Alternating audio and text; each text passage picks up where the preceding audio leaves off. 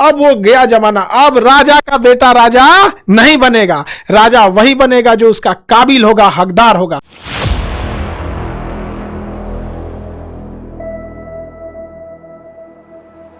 तो भैया झोपड़ी बनाने में टाइम नहीं लगती है, महल बनाने में सबको समय लगता है। तो इसी क्रम में हमें चाहिए थे इतिहास के एकदम बेहतरीन से बेहतरीन, भारत के सबसे बेहतरीन शिक्षक की कड़ी में हम आधुनिक भारत के सुकरात के पास आ गए हैं। आज आप लोगों को रूबरू कराते हैं मणिकांत सर के, जो किसी भी परिचय के मोहताज नहीं है और इनके पढ़ाने का तरीका लाजवाब है। पढ़ने के बाद लड़कों को फील होने लगता है कि नहीं, अब तो हमारा सिलेक्शन पक्का होने वाला है। तो मैं पहले आपको बताऊं कि मैंने क्यों खान साहब के इस मिशन में शामिल होना स्वीकार किया। इन्होंने पहली बात जब कही तो मुझे काफ़ी इंप्रेसिव लगा। इन्होंने कहा कि देखिए, ये कोर्स नहीं है, ये मिशन है। ऐसा मिशन जिसको हम पूरे भारतवर्ष में फैलाना चाहते हैं। और ये पिछले 20 ईयर से मैं सोच रहा था। अब देखिए, इन्होंने एक बात कही तो मेरे रोंगटे खड़े हो गए, क्योंकि मैंने आज तक कभी इस पर सोचा भी नहीं था। मैं पिछले 30 वर्षों से इस फील्ड में हूँ।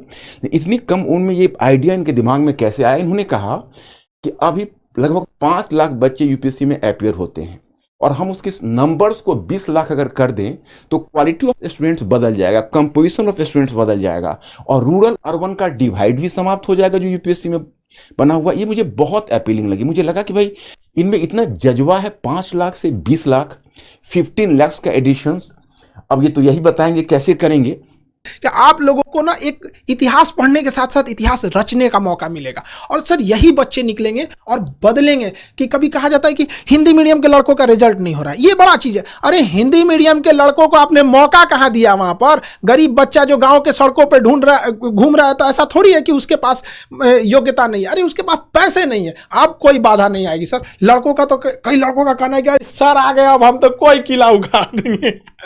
एक बात बताइए, लड़के लोग जहां पे सर खड़े रहेंगे वहां पे क्वालिटी के बारे में अगर कोई डाउट कर रहा है तो फिर उसको एक बार पुनर्विचार करना चाहिए कि वो किस दुनिया में जी रहा है सर। तो आपका रहना, एक इतने बड़े चीज़ों का बनना ही अपने आप में इस बात का प्रमाण है कि क्वालिटी तो बेस्ट रहेगी। बेस्ट में भी सबसे बेस्ट कि लड़कों को लगने लगे कि पढ़ने के बाद मेरा तो हो ही जाएगा सर।